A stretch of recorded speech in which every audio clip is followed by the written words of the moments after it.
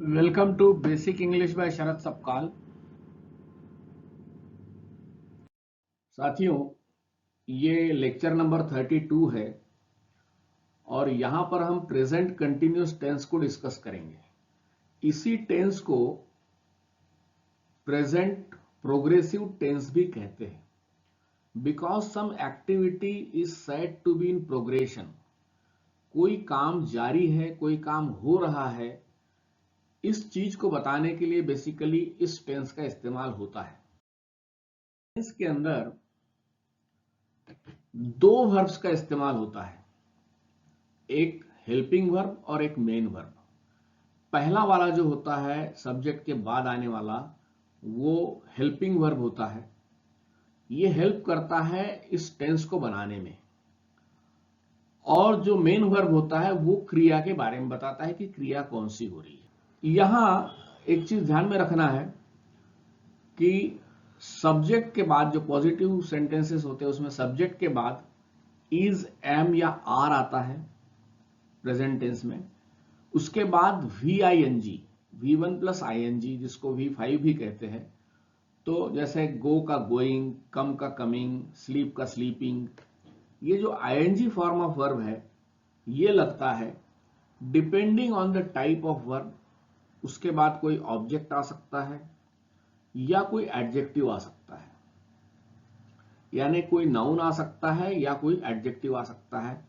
और as usual last में adverb आता है। तो SVOA ये जो फ्रेम है सिर्फ ये है कि इसमें वर्ब्स दो इस्तेमाल होते हैं, एक हेल्पिंग वर्ब और एक मेन वर्ब। इस टेंस के बारे में एक चीज बहुत ध्यान से समझने की है कि इस टेंस का इस्तेमाल तभी होता है जब कोई डेलिबरेट एक्शन होती है, कोई जान के एक्शन की जाती है। ऐसे बहुत से वर्ब्स है जो एक्शन एज सच नहीं दिखाते हैं but they are still verbs. For example be है या हैव है। मेरे पास कार है। अब इसमें कोई भी मेरी एक्शन नजर नहीं आ रही है, लेकिन हैव नाम का जो शब्द है वो एक वर्ब है। आई एम अ टीचर अगर मैं कहूं तो एम जो वर्ब है ये एक्शन नहीं दिखा रहा है but still it's a verb. ये जो टेंस है ये रियल प्रेजेंट टेंस कहलाता है। हालांकि फ्यूचरिटी दिखाने के लिए, भविष्य की बात करने के लिए भी इस टेंस का इस्तेमाल होता है किसी किसी समय पर। कर रहा है, हो रहा है, जा रहा है, आ रहा है, ऐसा इसका सेंस होता है। सब्जेक्ट कुछ कर रहा है। इसमें एक चीज ध्यान रखना है कि हमें कोई भी टेंस जब सीखते हैं तो हमें यह पता होना चाहिए कि किस प्रकार की सिचुएशन में हम इस टेंस का इस्तेमाल करेंगे। सिर्फ हम उसकी फ्रेम याद कर ले, दैट इज नॉट इनफ। हमें मालूम होना चाहिए कि कौन सी सूरत में, किस परिस्थिति में हम किस टेंस का इस्तेमाल करेंगे। तो कुछ हालात है, कुछ परिस्थितियां होती है जिसमें इस टेंस का इस्तेमाल होता है। सबसे पहला तो यह है कि कौन सी कोई भी action at the time of speaking, जिस समय आप बात कर रहे हो, जिस समय आप बता रहे हो, उस समय पर कोई एक्शन हो रही है उसका जिक्र करने के लिए इस टेंस का होता है इस्तेमाल। जैसे he is writing a letter, इसका मतलब अभी वो पत्र लिख रहा है। व्हाट इज ही डूइंग, किसी ने पूछा कि वो क्या कर रहा है, तो हम कहेंगे कि भाई he is writing a letter, वह पत्र लिख रहा है। इस बात से यह बोध होता है कि at the time of speaking, जब वो आदमी बता रहा है he is writing a letter, उस समय पर somebody else is writing a letter, उस समय पे कोई पत्र लिख रहा है। तो यहां चूंकि ही एक थर्ड पर्सन सिंगुलर नंबर है तो यहां पर वर्ब आएगा is. Third person singular number में इज वर्ब आता है इस टेंस के अंदर। आई के लिए एम वर्ब आता है और बाकी सब के लिए, चाहे वो प्लूरल हो, वी हो, दे हो या फिर यू हो, इन सब के लिए आर वर्ब आता है। My mother is cooking, it means my mother is cooking right now at the time of speaking, जिस समय मैं बात कर रहा हूं उस समय पे मेरी मदर खाना बना रही। Girls are singing means girls are singing now. ये बोलने की जरूरत नहीं है कि नाउ, लेकिन इसका बोध यही होता है कि लड़कियां अभी गाना गा रही है। दूसरा इसका इस्तेमाल होता है, कोई एक्शन बार बार होती है, रिपीटेड होती है, या किसी की कोई हैबिट है तो उसे बताने के लिए इस टेंस का इस्तेमाल होता है। जैसे कि he is always telling lies, यहां पर हम कोई चीज रिपीट होती है या किसी की आदत है इसका जिक्र कर रहे हैं कि भाई यह आदमी हमेशा शिकायत करता है, या माफ कीजिए, वह हमेशा झूठ बोलता है, वह हमेशा झूठ बोलता है, यानी ही इज टेलिंग लाइज। यहां पर भी थर्ड पर्सन सिंगुलर नंबर है तो इज आ। This man is always complaining, यह आदमी हमेशा शिकायत करता रहता है या हमेशा शिकायत करता है, दोनों बातें आप कह सकते हैं। तो ये किसी रिपीटेड एक्शन को बताने के लिए, कोई चीज अगर अभी चल रही है इन दिनों तो उसे बताने के लिए भी इसका इस्तेमाल होता है। तीसरी एक बहुत इंपॉर्टेंट चीज है कि कोई प्लान शेड्यूल्ड, जिसकी योजना बनाई हुई है, ऐसी कोई बात निकट भविष्य में होने जा रही है, उसको आप इस टेंस से एक्सप्रेस कर सकते हैं। लेकिन ध्यान रखना है कि हमें उसका समय देना जरूरी है। Time has to be given, time has to be mentioned in your sentence. For example, I am going to Bombay, अगर हमने ये कह दिया कि I am going to Bombay, इसका मतलब ये हो रहा है कि मैं अभी बंबई जा रहा हूं, right now I am sitting on a train, इसका ऐसा अर्थ हो जाएगा। लेकिन यहां अगर हमने कह दिया tomorrow, I am going to Bombay tomorrow, it means तुम्हारा कोई प्लानिंग है कि तुम कल बॉम्बे जा रहे हो। तो मैं कल मुंबई जा रहा हूं, ऐसा हम हिंदी में भी बोलते हैं। उसी प्रकार से I am going to Bombay tomorrow, ऐसा हम अंग्रेजी में कह सकते हैं। बॉम्बे की जगह आप मुंबई इसको समझ सकते हैं।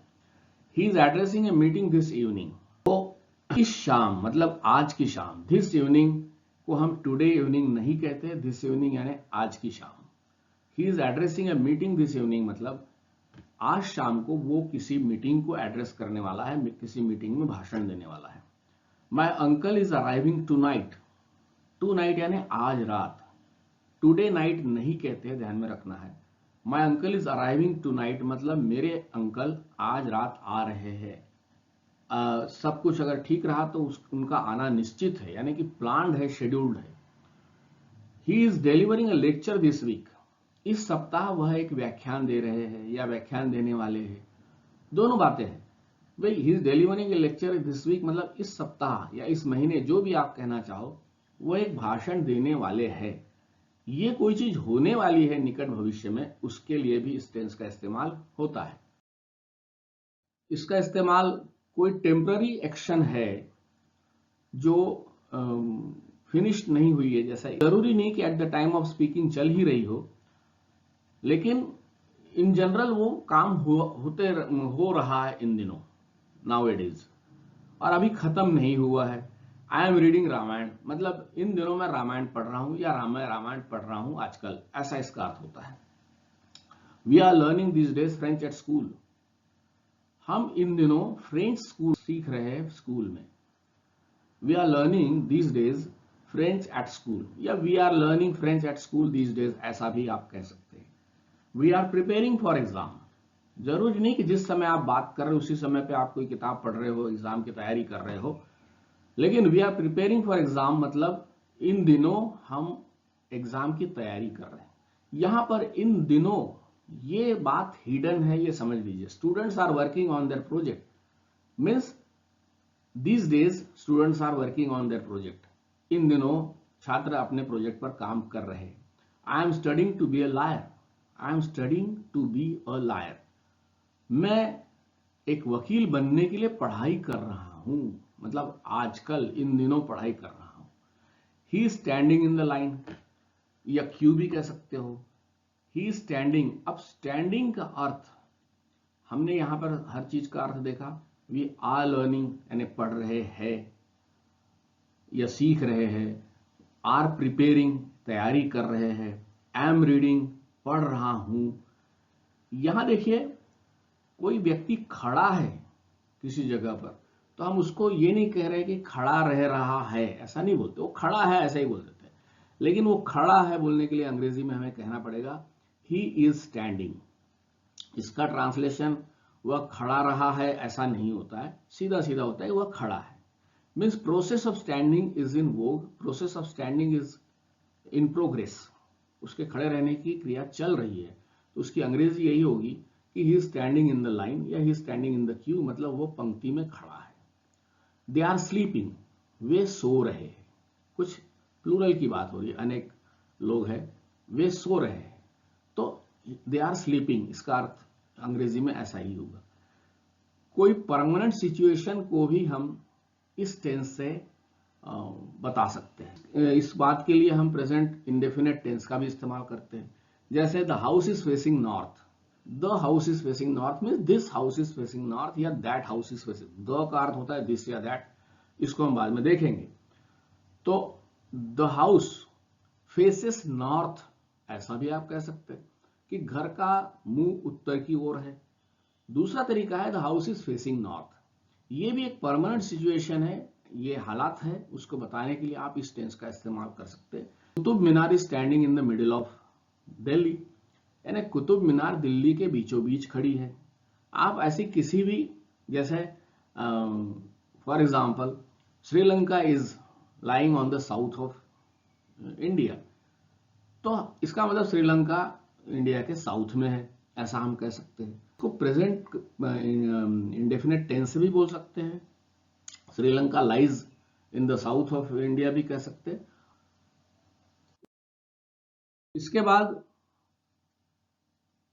ध्यान में रखना है कि जब डेलिबरेट एक्शन होती है तभी इस टेंस का इस्तेमाल होता है। कुछ वर्ब्स ऐसे होते हैं जो स्टैटिक वर्ब कहलाते हैं, जो कंडीशन या स्टेट या हालात या परिस्थिति दिखाते हैं। कुछ मेंटल वर्ब्स होते हैं, सेंसुअल वर्ब्स होते हैं, जिसको हम सेंस से परसेप्ट करते हैं। कुछ पोजीशन दिखाने वाले वर्ड्स होते हैं, they are also verbs. Emotions, feelings, कैसा एहसास हो रहा है, कैसा महसूस हो रहा है, ये भी जो है, इन बातों को भी हम जिन शब्दों से बताते हैं, दे आर ऑल्सो वर्ब। जैसे फॉर एग्जाम्पल थिंक, मैं सोचता हूं, तो मैं सोचता हूं, मैं सोच रहा हूं, इन दोनों का इस्तेमाल होता है, लेकिन अलग अलग परिस्थिति में होता है, ये ध्यान में रखना है। जैसे लव, लव ये एक इमोशनल वर्ब है, ये कोई डेलिबरेट करने जैसी एक्शन रहेगी तभी हम इसको कंटिन्यूस टेंस में, लेकिन ये ऐसी एक्शन नहीं होती। ये एक्शन आपके मन के अंदर होती है। आप चल रहे हो, फिर रहे हो, बात कर रहे हो, कुछ लिख रहे हो, पढ़ रहे हो, ये डेलिबरेट एक्शन है जिसके अंदर आप फिजिकली कुछ एक्शन करते हो। लेकिन जो एक्शंस, जो क्रियाएं मेंटल होती है, महसूस करने वाली होती है, हालत दिखाने वाली होती है, उनका इस्तेमाल प्रेजेंट कंटिन्यूस टेंस में नहीं करना चाहिए। Better to use present indefinite tense. तो ऐसे बहुत से वर्ब्स है, लव है, थिंक है, स्मेल है, हियर है, बहुत से है। तो इसमें देखिए, जैसे I am thinking of a solution to this problem, आप किसी विषय के ऊपर गहराई से उसका चिंतन कर रहे हैं, तो आप इस टेंस का इस्तेमाल कर सकते हैं कि I am thinking of a solution to this problem, मैं इस प्रॉब्लम की सॉल्यूशन पर विचार कर रहा हूं, समस्या पे विचार कर रहा हूं। I am feeling tired, I am feeling happy, ये भी आप बोल सकते हैं, लेकिन I am thinking that you are wrong, ये नहीं बोल सकते हैं, क्योंकि यहां पर आपको जो सोच रहे हो कि भाई तुम गलत हो, इसके लिए आपको बहुत बड़ी प्रोसेस करने की जरूरत नहीं है। आप एक सेकंड के अंदर ये सोच सकते हो कि भाई तुम गलत हो। तो better in such situation we should use I think you are wrong. मैं समझता हूं कि तुम गलत हो, मैं सोच रहा हूं कि तुम गलत हो, ये बात कुछ जमती नहीं है, क्योंकि ये कोई ऐसी लंबी चौड़ी काम करने की, डेलिबरेट एक्शन करने की प्रक्रिया नहीं है। तो सेंसरी वर्ब्स जो होते हैं, जो हम सेंसेस से, यानी कि छू कर, टेस्ट कर कर, स्मेल कर कर, सुनकर महसूस करते हैं, जैसे साइट है, हियरिंग है, स्मेल है, टेस्ट है, टच है, इनका इस्तेमाल हम जनरली प्रेजेंट टेंस में ही करते हैं, सिंपल प्रेजेंट टेंस में, to describe the general truth और हैबिचुअल एक्शन। कोई सामान्य सच्चाई है या कोई हैबिचुअल एक्शन है, इसको प्रेजेंट कंटिन्यूस टेंस में भी इस्तेमाल कर सकते हैं। कोई अगर टेम्पररी एक्शन है और ऑनगोइंग एक्शन है, तो ऐसी सूरत में, जैसे मैंने आपको बताया कि प्रेजेंट कंटिन्यूस टेंस ये डेलिबरेट एक्शन के लिए इस्तेमाल होता है। जैसे कि कुछ सेंटेंसेस हम देखते हैं सेंसरी वर्ब्स के, we hear with our ears, हम अपने कानों से सुनते हैं, ये एक फैक्ट बताई जा रही है, तो यहां पर हम हियर का इस्तेमाल कर सकते हैं। We see with our eyes, I feel that bed is hard, या आप महसूस कर रहे हैं, इसको हमने प्रेजेंट इंडेफिनिट टेंस में इस्तेमाल किया है। तीनों सेंटेंसेस को देखिए। I feel the bed is hard, मैं महसूस करता हूं कि जो बिस्तर है वो सख्त है। We smell with our nose, ये फैक्ट हमको बताने हैं, तो हम यहां पर प्रेजेंट कंटिन्यूस टेंस की जगह पर प्रेजेंट इंडेफिनिट टेंस में कर रहे हैं। ही स्मेल्स अ रोज, द जज इज हियरिंग माई केस। अब जज जो होता है ये किसी केस को सुनवाई करता है, वहां पर इसकी ये जो सुनवाई करने की या हियरिंग करने की जो एक्शन है, ये एक डेलिबरेट एक्शन है, एक वक्त तक चलने वाली एक्शन है। तो यहां पर जज के बारे में हम कह सकते हैं कि he is hearing my case, या जज इज हियरिंग समबडीज केस। लेकिन हम I am hearing some noise ऐसा नहीं होता है, क्योंकि ये चीजें ऐसी होती है कि हमको जस्ट सुनाई देता है, हम डेलिबरेटली किसी चीज को हियर नहीं करते, ऐसा सुनते नहीं है। He is smelling a red rose, ये हम कह सकते हैं कि टेम्पररीली या प्रेजेंटली कोई डायनेमिक एक्शन हो रही है कि he is smelling a red rose, वह लाल गुलाब सूंघ रहा है या सूंघता है। तो यहां पर हम इसका इस्तेमाल कर सकते हैं। इसको थोड़ा सा समझने की बात है कि डेलिबरेट एक्शन जब होती है तब हम इसका इस्तेमाल करते हैं। जैसे यहां देखिए, हैव जो वर्ब है पोजीशन वाला वर्ब है, तो इसमें भी कोई स्टैटिक एक्शन है, परमानेंट कोई चीज है। I am having a nice house, ये टेम्पररी बात के लिए आप कह सकते हैं कि मेरे पास एक घर है अभी प्रेजेंटली, ऐसे टाइप से इसको डायनेमिक एक्शन में टेम्पररीली इस्तेमाल करने के लिए कह सकते हैं। दिस मैंगो टेस्ट स्वीट, ये एक परमानेंट बात बताई जा रही है, स्टैटिक एक्शन है कि भाई ये प्रेजेंट इंडेफिनिट टेंस में इस्तेमाल होगी कि इन आमों का स्वाद मीठा होता है, इस आम का स्वाद मीठा होता है। और कोई टेम्पररीली फिलहाल कोई मैंगो को टेस्ट कर रहा है, चेक कर रहा है कि मीठा है या नहीं है, तो he is tasting a mango, ऐसा हम उसको कह सकते हैं। ही लिव्स इन लंडन, ये एक परमानेंट सिचुएशन है, कोई व्यक्ति कहीं रहता है। He is living in London, इसके माने ये है कि वो रहने वाला कहीं और का है, लेकिन presently he is staying in London, ऐसा हम कह सकते हैं। I forget what he said, ये आपने प्रेजेंट इंडेफिनिट टेंस में इस्तेमाल किया है सेंटेंस। उसने जो कहा मैं वो भूल रहा हूं या भूलता हूं, भूल गया हूं। लेकिन I am forgetting his name, यानी I am deliberately try to remember but I am forgetting, मुझे याद नहीं आ रहा है। ये एक टेम्पररीली कोई क्रिया हो रही है, उसको प्रेजेंट कंटिन्यूस टेंस में बोला जा सकता है। मैं उसका नाम भूल रहा हूं, तो हम ऐसा नहीं बोला आई फॉरगेट हिज नेम, ऐसा नहीं बोलेंगे हम। I am forgetting his name means I am trying to recollect but I am not getting it, ऐसा इसका इस्तेमाल हो सकता है। तो ऐसे बहुत से वर्ब है, जैसे ओपिनियन बताने वाले, अग्री। अब इसमें अग्री का अर्थ मैंने लिखा है कि सहमत होना, एक्चुअली अग्री को हमको याद करना ऐसा है सहमत हो, वर्ब के रूप में हमें ऐसा याद कर। बिलीव मीन्स विश्वास करो, डाउट मीन्स संदेह करो, ऐसा। तो ये सारे शब्दों के अर्थ दिए हुए हैं। तो ये कुछ ओपिनियन वाले हैं, नो है, अंडरस्टैंड है। तो आई एम नोइंग नहीं बोल सकते हैं आप, ये नहीं बोल सकते I am knowing Ram, I am imagining ऐसा नहीं बोलते हैं, सीधा सीधा प्रेजेंट इंडेफिनिट टेंस में ही इस्तेमाल करते हैं। ये सारे वैसे ही है। I am understanding your situation, ऐसा नहीं बोल सकते हैं, हमने बोलना चाहिए आई अंडरस्टैंड योर सिचुएशन, क्योंकि ये एक जल्दी से हम इसको करते हैं, किसी चीज को अंडरस्टैंड करना है, ये कोई डिलिबरेटली हमको बैठ के ऐसा अंडरस्टैंड करने की जरूरत नहीं पड़ती। उसी प्रकार फीलिंग या भावना या इमोशंस या एहसास को एक्सप्रेस करने वाले जो वर्ड्स होते हैं, dislike, hate, love, like, prefer, want, wish, all these verbs should not never be used in present continuous tense unless and until कोई वैसा कॉन्टेक्स्ट हो। उसी प्रकार सेंसरी या परसेप्शन वाले जो हम एहसास करते हैं, फील करते हैं, या इंद्रियों से हम जिस चीज को महसूस करते हैं, जानकारी लेते हैं, या धारणाएं हैं, या किसी चीज के अस्तित्व की बात हो रही है, तो इसमें देखिए जैसे अपीयर, ही इज अपीयरिंग सिक वगैरह नहीं बोलेंगे, शी इज अपीयरिंग गुड ऐसा नहीं बोलेंगे, शी अपीयर्स गुड ऐसा बोलेंगे। बी, बी का इस्तेमाल आईएनजी फॉर्म में होता है, लेकिन कब होता है हम आगे देखेंगे। फील, ये भी ऐसा ही है। Hear, look, see, seem, smell, taste. जैसे हियर की जगह हम लिसन, लिसन एक ऐसा वर्ब है जो हम डेलिबरेटली करते हैं। We are listening to something, we deliberately, हम जानबूझकर किसी सॉन्ग को सुन रहे हैं, मान लो तो हम कह सकते हैं I am listening to this song, लेकिन I am hearing this song ऐसा नहीं है। आई हर्ड द नॉइस, एक सेकंड में हमने सुनाई दिया हमें, तो हियर का इस्तेमाल, तो वहां पे हम प्रेजेंट या पास्ट टेंस में कैन यू हियर मी ऐसे टाइप का जब हम बोलते हैं तो क्या मेरी आवाज आ रही है, ये ऐसा। तो ये एक्शन डेलिब्रेट नहीं होते हैं और इसको हम लोगों को ऐसा ही इस्तेमाल करना होता है। दूसरा देखिए कि पोजीशन और मेजरमेंट। कोई चीज तुम्हारे पास है या किसी के पास है, हैव वाला वर्ब या बिलोंग वाला वर्ब, ओन वाला verb, these are all position verb. उसी प्रकार पोजेस या मेजर या वे, किसी चीज का वजन करना या उसको नापना या गिनना, ये भी ऐसे वर्ब है कि जिसको आप ऐसे नहीं इस्तेमाल करते जनरली प्रेजेंट कंटिन्यूअस टेंस में। जैसे I don't know the answer बोलेंगे आप, I am not knowing the answer ऐसा नहीं बोलेंगे।